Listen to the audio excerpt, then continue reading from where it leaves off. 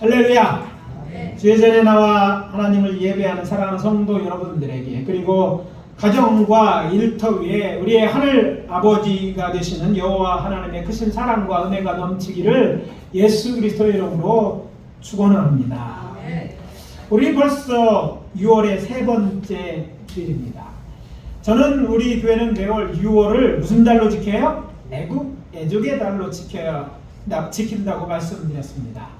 그렇지만 이제까지 교회가 이 나라 이 민족을 위해 어떻게 사랑하여야 하는지 말씀드리지 못했기에 저는 오늘 아침 이사야서 1장과 2장을 본문으로 교회가 우리나라를 위해 기도하여야 하는 두 가지 중요한 이유에 대해 나라를 위해 기도하자는 제목으로 하나님 말씀을 전하고 은혜를 나누도록 하겠습니다. 그리스도인들이 조국과 민족을 위해 기도해야 합니다. 왜 기도해야 하는가? 기도의 이유는 여호와는 죄를 범한 나라와 백성을 멸하시기 때문입니다. 따라해 봅시다. 여호와는 죄를 범한 나라와 백성을 멸하신다. 오늘 본문인 이사야 1장 4절입니다. 슬프다 범죄한 나라요, 허물진 백성이요 행악의 종자요 행위가 부패한 자식이로다. 그들이 여호와를 버리며 이스라엘의 거룩하신 이를 만물이 여겨 멀리하고 물러갔도다. 이것은 아모스의 아들 선지자 이사야가 유다와 예루살렘에 관하여 본 계시 중에 나오는 여호와 하나님의 말씀입니다. 이사야는 유다 왕 우시야 왕 때부터 시작해서 요담과 아하스, 또 이어서 히스기야 시대까지 주전 731년에서 681년까지 활동했던 선지자입니다. 유다 왕 중에 가장 사악한 왕이 있다면 아마 아하스일 거예요. 아하스 때에 북왕국 이스라엘은 당시 신흥 왕국이었던 아수르에 의해서 멸망당합니다. 주전 722년의 일입니다. 하나님의 택한 백성 이스라엘의 죄악이 하늘을 찌를 때 북왕국 이스라엘과 남왕국 유다의 멸망을 예언한 선지자가 바로 이 이사야인 것입니다. 본문에 보면 여호와께서 한 나라와 백성 때문에 슬퍼하고 있습니다. 슬퍼 눈물 짓는 하나님, 여러분 상상이 가십니까? 그 나라가 범죄한 나라이고 그 백성 또한 악을 행하고 부패한 곧 허물이 큰 백성이기 때문입니다. 세상에 어디 죄를 범하지 않는 나라가 있고 죄와 허물이 없는 백성이 있겠습니까?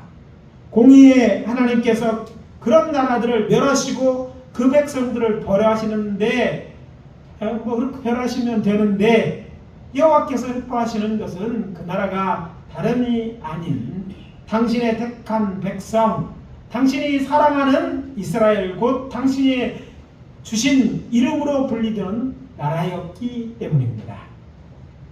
저들이 자신들의 하나님이신 여호와를 버리고 만물이 여겨 멀리하고 물러갔도다. 여기 또 어려운 말이 나오죠. 잘 쓰라는 만물이 여기다. 곧 관심이 없고 소홀하게 생각했다는 거예요. 하나님에 관심이 없는 거예요. 하나님의 일은 두고 하나님에 대해서도 관심이 있죠. 그런 저들을 향해 여호와께서 말씀하십니다. 28절입니다. 패역한 자와 죄인은 함께 패망하고 여호와를 버린 자도 멸망할 것이라. 여호와 하나님을 더욱 슬프게 한 것은 이어지는 본문 5절과 9절입니다. 5절에서 9절이 있죠. 이 중에 5, 6절을 이사야의 쓰임대로 읽어드리겠습니다. 너희가 어찌하여 매를 더 맞으려고 패역을 거듭하느냐. 온머리는 병들고 온 마음은 피곤하였으며 발바닥에서 머리까지 성한 곳이 없이 상한 것과 터진 것과 새로 맞은 흔적뿐이거늘 그것을 짜며 쌈에 매어 기름으로 부드럽게 함을 받지 못하였도다. 이 말은 무슨 말입니까? 벌써 너희들이 잘못해서 너희들을 돌이키려고 여러 번 너희들을 징계하였어.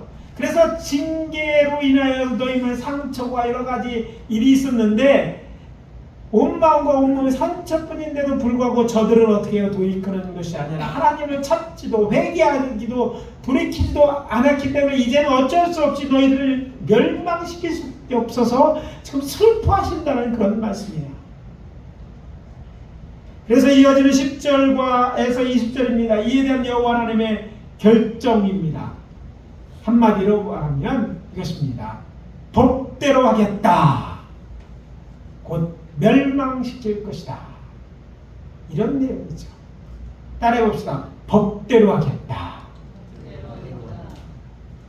10절입니다. 너희 소돔에 관한들아 여호와의 말씀을 들을지어다. 너희 고모라의 백성아 우리 하나님의 법에 귀를 기울일지어다. 여러분 소돔과 고모라가 어떤 도시입니까? 우상숭배의 동성애까지 죄악이 관영하여 여호와께서 불과 여호라 멸망시킨 나라들이 아닙니까? 그런데 당신이 택한 이스라엘 백성을 향해서 너희들 소돔의 관원들 고모라의 백성들이라고 말했다는 것, 그들과 이들이 즉 소돔과 고모라 멸망당한 그들과 이스라엘 너희와 똑같다는 거예요. 다를 게 하나도 없다. 그러니까 저들을 내가 심판했던 것처럼 너희들을 이제는 심판해야겠다. 멸망시킬 수밖에 없다는 그런 말씀인 거예요. 저들이 우상 숭배하는 죄와 저들의 사회적 대에서 여호와가 심판하셨다는 걸 상기시키면서 이제 20절입니다. 너희가 거절하여 배반하면 칼에 삼켜지리라. 여호와의 말씀입니다. 계속해서 너희들이 이대로 가면 너희들도 저들처럼 칼에 삼켜지겠다. 무슨 말이야? 멸망당할 수밖에 없다. 이렇게 말씀하시는 거예요. 이 말씀을 묵상하면서 저는 이 나라는 물론이거니와 하나님 믿고 섬기는 오늘의 한국교회의 모습과 저들을 비교할 때 눈에 보이는 우상숭배의 죄 말고는 나은 것이 하나도 없다는 생각이 들었습니다. 아니 적지 않은 성들이 교회에 출석하고 있기는 하지만 여호와 하나님을 경외하여 하나님 말씀대로 사는 이가 과연 얼마나 될까요? 걱정스러운 일이에요. 교인이라고 얘기하는 거죠. 근데 삶을 보면 교인이 아니야. 교회 오면 교인인 것 같은데 교회 밖에는 세상 사람과 진배 없는데 악을 행함에 있어서도 마찬가지를 볼 때 참 마음이 아픕니다. 하나님을 섬기면서 맘먹고 곧 돈도 섬기지 않나요? 주변의 교회에 출석 안 하는 가난한 성들이 넘쳐나고 주일 성소나 11조를 제대로 한 성도, 복음을 전하고 이웃에게 선하는 성도들이 그리 많지 않은 걸 생각해 볼 때 이것은 굳이 그들의 말을 향한 말씀이 아니라 우리를 향한 말씀이라고 생각해 볼 때 마음이 아픈 거예요. 기독교의 이혼율이 세상 사람과 크게 다르지 않고 죄를 범하는 비율도 다르지 않은 것은 그만큼 교회가 부패한 것이 아니면 무엇이겠습니까? 여기 오늘 요즘 기독교 이단의 행악은요 세상 보통 범죄들이나 범죄 집단이 저지르는 죄악과 더 크면 컸지 적지 않습니다. 하나님을 말하고 하나님의 백성이라고 말하고 교회라는 간판을 들고 있고 신앙생활을 하는 것 같은데 죄에 대하여 볼 때 하나님이 보시면 어떻게 되냐고요. 심판하지 않을 수 없겠죠. 사람은 속일 수 있겠지 모르지만 하나님을 속일 수는 없다는 거예요. 그렇다면 오늘날 정치 사회적 관점에서 보면 어떻습니까? 사실 이 신뢰는 사실 언급할 필요조차 없을 거예요. 우리 사회가 그렇게 여러분이요 죄 없다고 말할 수 있는 사회입니까? 안 썩은 것이 없는 것 같은 사회 생각은 안 드는지 모르겠어요. 저는 그렇게 들어요. 굳이 예를 든다면 몇 달 가까이 지속되어 온 의료 공부의 점처럼 해결되지 않은 기미를 보이지 않자 한국중증질환연합회 소속 김태현 한국 루게릭 연맹 회장이 지난 12일 기자회견에서 이렇게 말했습니다. 우리 희귀 중증 환자들은 100일이 넘게 천당과 지옥으로 가며 생사의 갈림길을 신호하고 있다며 국가 국민을 혼란스럽게 빠뜨리고 무정부주의를 주장하는 의사 집단을 정부는 더 이상 용서해서는 안 될 것이라고 말했습니다. 그런 의사 집단들의 조직폭력배와 같은 행동을 보고 죽을 때 죽더라도 학문과 도덕과 상식이 없는 이 사회의 엘리트로 존재하는 의사 집단에 의지하는 것을 포기하겠다며 법과 원칙에 따라 의사 집단의 불법 행위로 엄벌해달라고 촉구하고 있는 거예요. 의사 집단이 예전은 그래도 존경받는 거죠. 판사, 검사 그들이 이미 존경받지 않는 데에 이르렀어요. 믿을 수 없다고 말하는 데들만 사회의 여러 가지 부분에 다 병드는 거예요. 그런데 그래도 괜찮을 거라고 얘기했다는 그들이 이제 하는 행동을 보니까 이건 썩어도 너무 썩었으니까 우리는 어차피 죽을지 모른다. 그러네 죽음 갖고 얘기하는 사람들을 법에서 봐준다, 용서한다 이건 아니라는 거. 우리가 죽을 때 죽더라도 그들도 엄벌에 처하는 거예요. 일이 고되고 힘들으니까 의사 수를 늘려달라고 하는 것이 아니라 은혜 정원을 동결하고 거듭 주장하는 것도 모자라서 상반된 얘기잖아요. 자신들이 관철되기 위해서 18일 전면의지와 함께 총 권리들을 여기에 대한 대한의사협회의 주장을 저는 저들의 권리가 아니라 현행법을 어기는 일을 악한 일이라고 저는 생각합니다. 적어도 생명 가까이 더 안타까운 일이 뭡니까? 그 중에 예수 믿는 사람들이 얼마나 많겠어요. 그들도 찍소리도 안 한다는 게 마음 아픈 거예요. 사회가 썩은데 같이 썩어 있는 거예요. 예수 믿는 자들도. 이게 우리나라예요. 하나님이 지금 심판하셔도 할 말이 없는 거예요. 여러분 내가 교회 다니니까 안심한다고요? 교회 다니는 네가 어떤데 내가 저 사람들과 믿지 않는 사람과 멸망당하는 걸 다룬다면 상관없이 똑같으면서도 과거 이스라엘과 전혀 다를 게 없는 그런 모습이 슬프게 하는 거예요. 저는 이것을 우리 사회가 얼마나 타락하고 부패함을 보는 사건으로 보는 것입니다. 그렇다면 이미 부패할 대로 부패한 우리의 정치 지도자들이 그들을 일반적으로 지지하는 지지자의 형태는 어떻습니까? 민주주의는 실종된 지 이미 오래고 집단이기주의의 형태를 띠고 있잖아요. 법치주의의 근간마저 흔들리고 있습니다. 상식적으로 볼 때 범죄를 저지른 자들이 자신들이 유리한 법을 만들려고 하잖아요. 국회가 법 만들어라니까 지들에게 유리한 법 만들어라고 국회가 달아놓는지 모르지만 그 짓거리는 하고 있는 거죠. 다른 사람의 죄와 허물은 정죄하면서 자신들이 저지른 악은 감추거나 합리화시키는 시도, 이거 큰 죄가 아닙니까? 이만큼 타락하고 있는데 그거 뽑아준 사람이 우리. 더 기가 막히는 일은 러시아, 중국, 사회주의가 옛날부터 바벨론이나 아수르 같다고 치더라도 기독교의 정신에 세워진 미국 대통령 선거전도 우리와 매우 유사하더라고요. 한마디로 말세입니다. 그런데 본문에 감춰진 메시지가 있습니다. 이사야가 이 계시를 받을 때 북왕국 이스라엘이나 남왕국 유다는 아직 망하기 직전이었다는 사실입니다. 무슨 말입니까? 저들에게 여호와의 말씀을 이랬다는 것은 저들로 듣고 회개하라는 메시지인 것입니다. 그리고 이 메시지는 오늘 우리를 향한, 한국교회를 향한, 이 나라 이 민족을 향한 하나님의 메시지이기도 합니다. 아직 망하지 않았어요. 그러니까 안심하다가 아니라 아직 뭐 할 기회가 있어? 회개할 기회가 있다는 거예요. 아직 바꿀 수 있다는 거예요. 멸망이 시작되면 돌이킬 수가 없어요. 아직 때가 있다는 것이 오늘 우리를 향한 메시지라는 것, 우리는 기억해야 돼요. 아직 한국교회에 그래도 예수 믿는 사람들, 그래도 살려는 사람들이 있다면 뭐예요? 회개하면 돌이킬 수 있다는 거 아니겠습니까? 이사야 1장 18절입니다. 여호와께서 말씀하시되 오라 우리가 서로 변론하자. 너희의 죄가 주홍 같을지라도 눈과 같이 희어질 것이요 진홍같이 붉을지라도 양털같이 되리라. 하나님의 말씀에 순종하여 회개하라는 것입니다. 이어지는 19절에서 20절은 순종과 불순종의 결과입니다. 순종하면 살게 될 것이다. 그것도 잘 살게 될 것이고 거절하면 망하게 될 것이다. 그래서 우리 구주 예수 그리스도의 이름으로 권면합니다. 더 늦기 전에 주의 말씀에 즐거이 순종하여 지난 우리의 죄를 회개하고 주께 돌이킵시다. 여호와 하나님께서 듣고 싶어하는 기도는 하나님의 백성들의 회개기도입니다. 세상 사람들은요 하나님 앞에 돌이킬 몰라요. 계속 죄를 짓는 거예요. 저들은 어쩔 수 없다고 치더라도 교회부터 회개하면 희망이 있다는 거죠. 그래서 말씀드립니다. 교회가 먼저 우리 자신을 돌아보고 하나님의 말씀 어긴 일부터 회개해야 할 것입니다.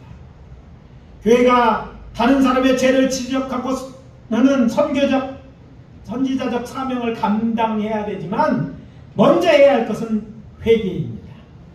우리 사회의 죄에 대하여 하나님께 회개해야 됩니다. 그래서 교회를 향한 말씀인 것이기도 해요. 저들은 세상 사람은 들어도 회개할 수도 없고 저들이 회개한다고 하나님은 끄떡도 안 하시고 잘못을 생각한다는 거 끄떡도 안 하죠. 정말 회개하는 것인가 하나님 기준에 볼 때 아니기 때문에. 그러나 예수 믿는 자는 다 하나님의 백성이잖아요. 하나님의 자녀이잖아요. 그럼 회개하면 하나님이 그 회개를 받으실 뿐 아니라 되어질 일들을 바꾸실 것이기 때문에 교회가 먼저 회개해야 되고 교회에 그런 희망이 있는 거예요. 그리고 또 뭐야 되면 우리의 사회의 죄에 대해서도 하나님께 회개해야만 합니다. 우리의 죄뿐 아니라 이 사회가 이렇게 된데 교회의 책임이 있어. 내 책임이야. 저는 깨끗하고 저들만 잘못됐다는 게 아니라 제가 기도하지 않은 책임이 우리에게 있다는 거예요. 그래야 하나님의 사하심을 얻고 긍휼함을 얻을 수 있기 때문입니다. 그리고 세상을 향해 외쳐야 될 것은 잘못됐다고 외쳐야 할 것입니다. 저는 지금 이 땅을 고치기 위해 교회부터 회개운동이 일어나야 한다고 주의 메시지를 전하고 있습니다. 저부터 아니 우리 교회부터 죄를 범한 나라와 우리 국민들의 죄를 회개해야 할 것입니다. 그렇게 되면 땅의 아름다운 소산을 먹을 것이요. 무슨 말입니까? 주께서 허락하신 땅, 곧 우리에게 주신 땅에서 평안하게 하는 주의 은혜와 복을 우리가 누리며 살 것입니다. 어떤 분이 그러더라고요. 기차 타고 가다가 무슨 얘기하다 이런 얘기를 하시더라고요. 이렇게 안전하게 하면 나 때문이라는 거야. 내가 예수 믿는 나 때문에 하나님 보호하시는 그런 생각이 종종 들 때도 있어요. 제가 중국 선교를 가서 만주에 하루 종일 가는 정말 지평선이 보이는 그런 데 쭉 가면서 야 저게다 하나님 아버지의 땅이다 생각되는 그런 생각이 갑자기 들더라고요. 야 하나님이 우리에게 주신 건데 하나님의 자녀이기 때문에 하나님 우리 아버지 분명하잖아요. 우리 때문에 하나님이 이런 은혜를 베푸실 것이기 때문에 그런 거예요. 이 모든 것 우리의 회개로부터 시작될 것입니다. 회개하고 하나님의 말씀에 순종합시다. 다들 그렇다고 얘기하지 맙시다. 목사도 그런데 장로가 그렇습니다. 그러나 그럼에도 불구하고 우리는 하나님의 말씀에 순종해야 맞습니다. 안 한 것은 잘못된 거예요. 그래서 우리가 안 한다면 그건 더 큰 잘못인 거예요. 그래도 나는 하나님의 자녀니까 나부터라도 하나님 말씀에 순종하게 살아야 되는 거죠. 여호와 하나님께 돌아가는 것 바로 이것이 살 것입니다. 큰 나라와 조약을 맺으면 안전할 거예요. 이거는 세상 사람이 생각하는 거예요. 하나님의 방법은 아니에요. 하나님께 돌아가는 길이 살 길이에요. 이 나라 이 민족을 살리는 길입니다. 어디부터? 나부터 우리 교회부터 그리합시다. 그렇게 온전히 우리 주 하나님께 돌이키기 원하시는 분들은 큰 소리로 아멘. 아멘. 그러면 기도할 때 이 나라 이 민족의 죄를 위해 기도해 주십시오. 우리 교회부터 시작했으면 좋겠어요. 지적은 잘하죠. 안 지적해야 마땅합니다. 그러나 지적하는 것으로 충분하지 않습니다. 우리부터라도 이 죄에 대해서 하나님 앞에 정말 회개해야 돼요. 더 많은 정직하게 말씀대로 사는 사람이 늘어날 수 있도록 의가 정의가 공의같이 흘러날 수 있는 나라가 되게 해달라고 기도하자는 말씀입니다. 그리스도인들이 조국과 민족을 위해 하나님께 기도해야만 하는 또 다른 이유는 여호와를 의지하는 자는 구원을 얻기 때문입니다. 따라해봅시다. 여호와를 의지하는 자는 구원을 얻기 때문이다. 거룩하신 하나님이신 여호와께서는요 범죄함대로 허물 줄 백성에게 당신이 저들의 죄를 심판하시는 여호와의 날이 이를 것이라고 말씀하십니다. 이사야서 2장 12절입니다. 대저 만군의 여호와의 날이 모든 교만한 자와 거만한 자와 자고한 자에게 이 말이니 그들이 낮아지리라. 교만해졌다는 거야. 그들을 낮추시겠다는 거야. 어떻게 여호와의 날이 임하면 내가 저들 가운데 임해서 낮추겠다. 어떻게 하면 멸망하게 되면 저들은 낮아지고 이게 내 입으로 안 되는 거네. 야 이게 내 맘대로 살기 내가 최고가 아니네. 알게 된다는 것이죠. 여호와의 날은요 영어로 무슨 날입니까? 저지먼트 데이잖아요. 심판의 날입니다. 여호와 하나님께서 온 세상을 심판하실 날이 이를 것이라고는 예언의 말씀인 것입니다. 흥미로운 사실은 이사야서 2장을 보면 여호와 하나님께서 이사야에게 임박한 북왕국 이스라엘과 남왕국 유다의 멸망에 대해 이야기하면서 여호와의 날에 대해서 말씀하기에 앞서 말일 곧 세상 끝날에 여호와의 전의 산 곧 예루살렘이 세상에서 가장 높은 곳이 될 것이며 이곳으로 세상 만방으로도 많은 사람이 몰려올 것이다. 그때 하나님께서 친히 세상을 짚어 다스리게 될 것을 예언하고 있다는 거예요. 소망의 메시지예요. 아직 이루어지지 않았지만 주께서 재림하실 것을 약속하시고 하나님의 나라가 이제 예루살렘에서 세워질 것이라는 약속을 먼저 하시고 심판에 대해서 얘기하셨다는 거예요. 뿐만 아니라 하나님께서는 당신의 백성은 야곱의 족속에게 먼저 5절에 야곱의 족속아 오라 우리가 여호와의 빛에 행하자라 말씀하시고 이어지는 말씀에서 여호와가 저들을 버리신 이유에 대해 조목조목 설명합니다. 그들에게 동방풍속이 가득하고 점치고 이방인과 언약하고 물질로는 평안한 땅에 우상이 가득고 자기 손으로 만든 걸 경배하니 그들이 용서받지 못하고 그날의 심판을 받을 것이라고 말씀하시는 거예요. 물론 이 말씀은 1차적으로 아브라함과 이삭과 야곱의 즉 이스라엘의 후손들을 향한 하나님의 말씀이지만 이 말씀은 오늘의 교회같이 하나님의 택하심을 입고 하나님의 자녀가 되고 하나님의 나라 백성이 되어 구원의 약속을 받았으나 하나님의 말씀대로 살지 않고 저들 타락한 이스라엘 백성들처럼 세상 풍습을 따라 악을 행함으로 빛에 행하지 않는 자들도 그 나라의 심판을 받게 될 것이라는 말씀입니다. 따라서 교회는 이 경고의 말씀에 귀를 기울여야 할 것입니다. 물론 장차 온 세상을 심판하는 날이 이를 거예요. 그때 예수 믿는 자는 구원을 얻을 것이지만 그 전에 하나님이 저 세상을 심판하실 때에는요 어때요? 너희들이 저들과 같지 않으면 저들처럼 멸망당하는 일을 어려움을 당하게 될 것이라는 것이죠. 믿음을 얻는 구원에 대해서 강조했던 사도 바울은 로마에 있는 교회를 향하여 남을 판단하고 정죄하면서도 같은 일을 행하는 자들은 하나님의 심판을 피할 수 없다고 말합니다. 로마서 2장 6절 10절입니다. 하나님께서 각 사람에게 그 행한 대로 보응하시되 참고 선을 행하여 영광과 존귀와 썩지 않음으로 구하는 자에게는 영생으로 하시고 오직 단을 지어 진리를 따르지 아니하고 불의를 따르는 자에게는 진노와 분노로 하시리라. 악을 행하는 각 사람의 영에는 환난과 공고가 있으니 먼저 유대인에게요 그리고 헬라인에게며 선을 행하는 각 사람에게는 영광과 존귀와 평강이 있으니 먼저 유대인에게요 그리고 헬라인에게라. 무슨 말입니까? 믿는 자라 믿지 않는 자라 유대인이나 이방이나 차별이 없다는 말이죠. 물론 궁극적으로 이제 최후의 심판의 날이 있을 것이면 그 이전에는 반드시 이런 일이 있을 것이고 최후의 심판의 날 구원을 얻을 자는 정말로 믿는 자들, 정말 행하는 자가 될 것이라는 말씀이기도 합니다. 초대 예루살렘 교회의 감독이었던 야고보는 이렇게 말합니다. 행함이 없는 믿음은 그 자체가 죽은 것이라. 야고보서 2장 17절입니다. 다시 한번 말씀드립니다. 하나님께서 각 사람에게 그 행한 대로 부응하시되 참고 선을 행하여 영광과 존귀와 썩지 않을 구하는 자는 영생으로 하십니다. 하나님의 심판은 말이나 믿음으로 하는 것이 아니라 행함으로 판단하십니다. 여러분 믿습니다. 그러니까 구원 받을 거라고 생각하십니까? 정말 믿는다면 구원받게 될 것이고 하나님의 심판을 받지 아니할 것입니다.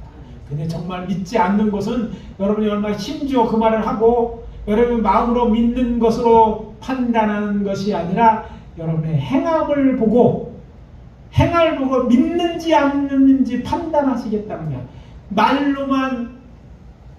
말로만 믿는다고 하는 자는 결코 구원받지 못합니다.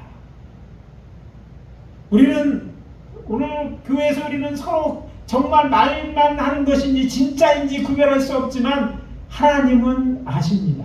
하나님은 우리의 일거수일투족을 다 아셔요. 우리의 마음의 생각과 우리가 은밀히 하는 것도 다 아시기 때문에 정말 우리 믿음이 참되다면 그런 선한 삶이 있다면 믿음이 있는 것이고 안 된다면 내가 그리스도인이니까 내가 뭐 교회 다니니까 그런 것으로 안심하지 말라는 거예요. 하나님의 심판은요 처음부터까지 성서의 메시지를 보면 행위를 따라 판단하시는 거예요. 물론 세상 재판은요 이게 잘 안 돼, 안 됐다고 하고 바꿔서 말하면 알 길이 없어. 오리발을 내보면 돼요. 재판 볼 때 제일 답답한 건 분명히 그런데 증거가 없는 거야. 감추면 감춰지는 거고 뭐 확인할 수가 없는 길이 있어요. CCTV 사각지대가 얼마나 많습니까? 또 거짓말하는 증인들 그럴듯하면 속을 수밖에 없는 길인가. 그래 인간의 재판은 한계가 있는 거예요. 그런데 하나님의 재판도 그럴 거라고 생각하지는 말라는 거예요. 하나님은요 무소부재하시네. 어디나 다 아셔요. 하나님을 속일 수는 없습니다. 그래서 하나님의 판단은 의롭고 공의로운 거예요. 그리고 그 판단은 믿고 안 믿고 우리가 믿음으로 구원을 얻는데 그것도 하나님은 행함으로 판단하십니다. 그래서 말씀드립니다. 하나님의 자녀답게 하나님의 백성답게 하나님의 말씀을 따라 사십시오. 이것이 바른 길 곧 정도입니다. 정도를 따라가세요. 누구는 그렇다고 말하지만 그는 그 나름대로의 그 생리대로 심판받을 거니까 그것은 하나님께 맡기고 우리가 관여할 일이에요. 우리가 판단할 것도 아니에요. 할 수도 없습니다. 그러나 하나님 앞에서 우리 양심이 찔림이 있다면 우리는 하나님 앞에서 그렇게 살지 말고 바른 길로 가자는 거예요. 또한 여호와 하나님께서 이사야 선지를 통해 이렇게 당신의 백성들, 당신의 자녀들에게 권면하십니다. 너희는 인생을 의지하지 말라. 그의 업은 코에 있나니 생활 가치가 어디 있느냐. 22절입니다. 무슨 말입니까? 순 넘어가면 아무것도 없는 인생을 사람을 의지하지 말라. 이렇게 하니까 어떤 분 그럴까요? 그래 믿을 것은 돈밖에 없어. 그래 현찰만 믿을 수 있어. 막 이렇게 말할 수 있는 분도 있어요. 어떤 분은 아니야 권력이 있어야 돼. 이렇게 생각할 수 있을지 모릅니다. 그러나 아닙니다. 보기에는 그럴듯해 보여도 이것들은요 지푸라기나 썩은 동아줄 같이 믿을 것이 못 된다는 것을 알아야 됩니다. 힘세 보이는 사람, 힘세는 나라도 마찬가지예요. 그렇다면 우리는 누구를 의지해야 합니까? 이사야는 예언합니다. 그날에 이스라엘의 남은 자와 야곱의 피난하는 자들이 다시는 자기를 친 자를 의지하지 아니하고, 자기를 친 자는 큰 나라를 의미하죠. 이스라엘의 거룩하신 이 여호와를 진실하게 의지하리니. 이사야 10장 20절입니다. 그렇습니다. 여호와 하나님을 의지해야 합니다. 이사야는 다시 말합니다. 이사야서 50장 10절입니다. 너희 중에 여호와를 경외하며 그의 종의 목소리를 청종하는 자가 누구냐? 흑암 중에 행하여 빛이 없는 자라도 여호와의 이름을 의뢰하며 자기 하나님을 의지할지어다. 자기 하나님, 우리의 하나님을 의지하라는 거예요. 전신도 여호와의 이름을 의뢰하고 의지한다는 것은요, 그 하나님은 구원의 하나님을 믿는 것이고, 그래서 그 하나님께 기도한다는 말과 같습니다. 하나님의 형상으로 창조된 인간이 다른 생물과 다른 점은 스스로의 힘으로 해결할 수 없는 문제에 부딪히면 자신이 의지할 대상을 향해 기도하는 것이에요. 제가 종종 우스갯소리 그러잖아요. 12시에 원숭이들이 모여서 기도했다. 사람 말고 원숭이가 머리 좋다고. 고래들이 12시에 태평양 무슨 바닷가에 다 만나 예배를 드렸다. 이런 것을 여러분 듣도 보지도 못했을 거예요.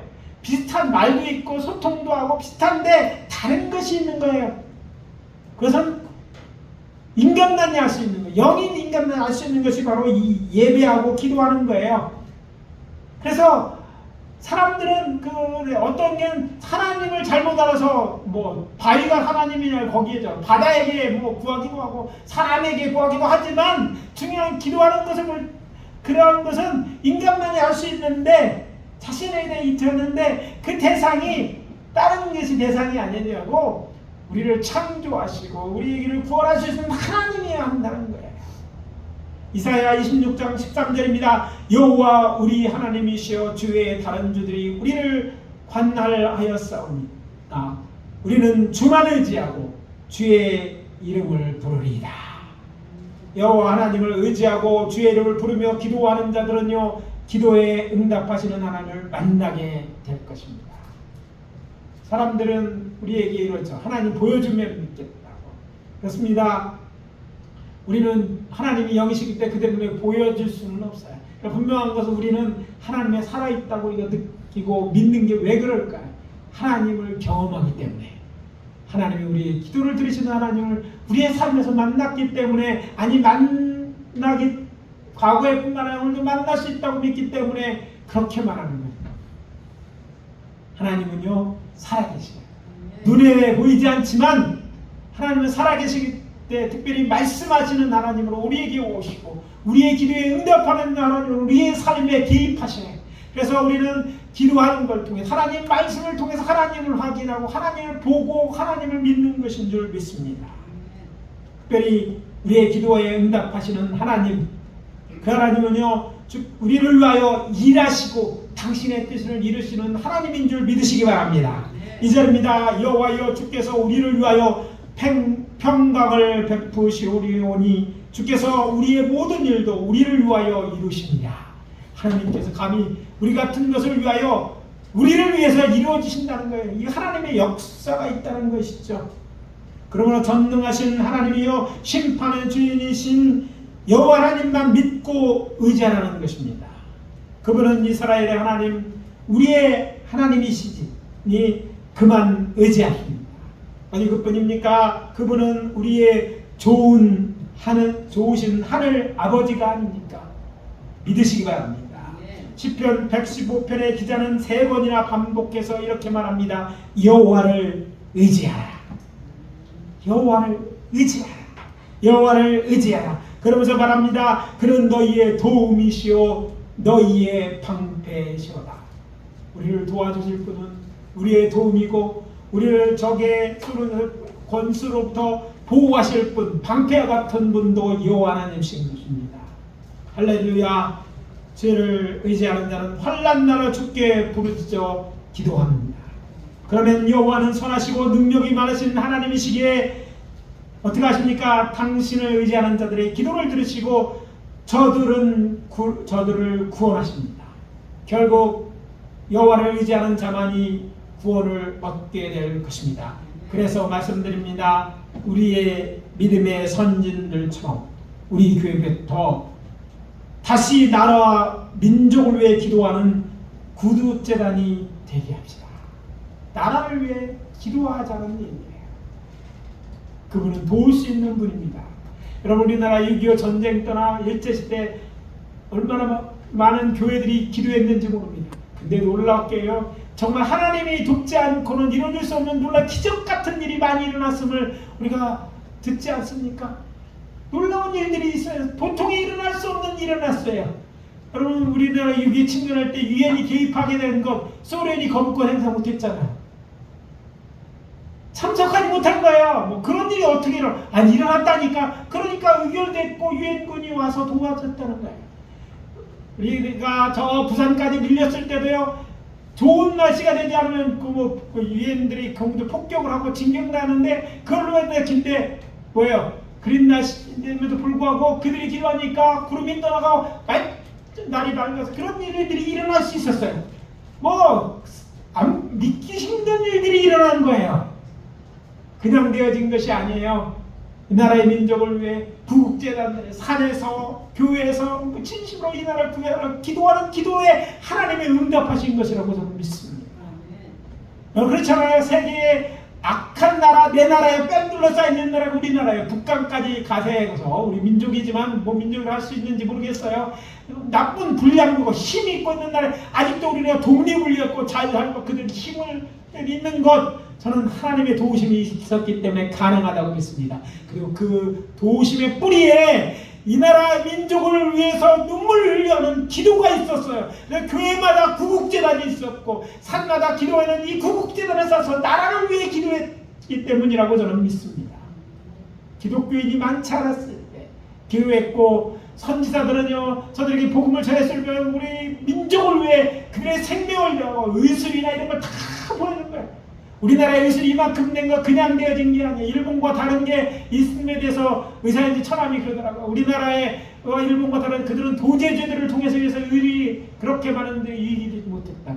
그런데 한국의 의사들은 먼저 우리의 그 복음을 들고 왔던 선교사들 의사들도 있어서 그들이 무료로 가르쳤어. 자기 본국에 보내서 가르쳐갖고 이 나라에 와서 가르치고 이렇게 헌신해서 이런 교회 큰 병원들이 세워지고 이렇게 해서 우리 혜택을 누리는 거예요. 지들이 똑똑해서 된 것이 아니라는 것이죠. 그걸 망각했다는 게 더 지금 그래서 부패했다고 얘기하는 거예요. 그렇게 헌신했는데 돈 벌려고 그걸 한다면 뭐 그 사람들이 뭐 존경받을 이유가 뭐 있어요? 그 사람들과 똑같이. 그들이 그냥 되어진 거 그냥 그런 거를 누린 자들이 그런 하나님 앞에서 그런 교회들의 사랑을 위해서 이렇게 한다는 게 마음이 아픈 거예요. 뭐 그들 어디 그리 뿌리겠어요. 우리들의 잘못도 그래. 그것이 우리나라가 이 짧은 시대에 독립을 이뤘을 뿐 아니라 이렇게 잘 사는 나라가 되는 것 도와주는 도움받던 나라 도와주는 나라가 되어지고 이것은 하나님의 축복이 있다고 저는 믿는 거예요. 기도가 있었기 때문에. 아니 이 나라를 위해서 그래서 뭐예요? 우리부터 이 나라의 민족을 사랑하는 우리부터 기도하려는 거예요. 이제 오늘 말씀 마무리합니다. 우리 그리스도인들이 조국과 민족을 위하여 여호와 하나님께 기도해야 하는 이유는 두 가지라고 말씀드렸습니다. 여호와는 범죄한 나라와 백성을 멸하기 때문에 우리가 정말 잘 살아야 되고 잘 살자고 얘기하고 먼저 솔선수범해야 된다는 그런 메시지예요. 그리고 여호와를 의지하는 자는 구원하기 때문에 우리 예수 믿는 자들이 기도하며 구원하시기 때문에 기도해야 된다는 얘기인 것입니다. 이것이 믿어지는 분들은 큰 소리로 아멘. 우리 저 예수 이름으로 선포합니다. 우리 믿음대로 될 것이기 때문에 믿고 이 나라의 민족을 기도하는 자들이 되어주십시오. 여러분 나라를 사랑합니까? 나라를 사랑하는 구체적인 방법이 무엇입니까? 뭐 군대도 갔다 오고 잘하는 일입니다. 헌신도 잘하는 일입니다. 여러 가지 일이 있겠지만 믿는 자로서 기도하는 일만큼 큰 일이 해야 되는 일이 없는 줄 믿습니다. 오늘 이 나라의 민족을 위해 기도하는 우리 예일교회 성도님, 우리 함께 기도하는 우리 교회 성도님들 다 되어주시기를 예수 그리스도의 이름으로 축복합니다. 기도합니다. 아버지 하나님 주의 은혜와 사랑을 감사합니다. 오늘 이 나라와 민족을 위해 기도하자는 이 메시지를 우리에게 마음에 새기고 우리부터 회개하고 또 아버지 나라에 회개하는 일들 자기들 고치는 일들을 우리를 교회로부터 시작되게 도와주시고 뿐만 아니라 교회를 위해 교회가 이 나라 민족을 위해 기도하는 일을 다시 아버지 하나님의 열심으로 기도하기를 아버지 하나님 다짐합니다. 우리의 기도를 들으시고 이 나라를 지켜 보호하여 주시옵소서. 아버지 하나님 복음을 나누고 사랑을 나누는 나라가 되게 하시고 아버지 없어서는 데는 꼭 필요한 나라 많은 사람들에게 유익하고 다른 나라에게도 복이 되는 나라가 되게 하여 주시옵소서. 예수 그리스도 이름으로 기도합니다. 아멘.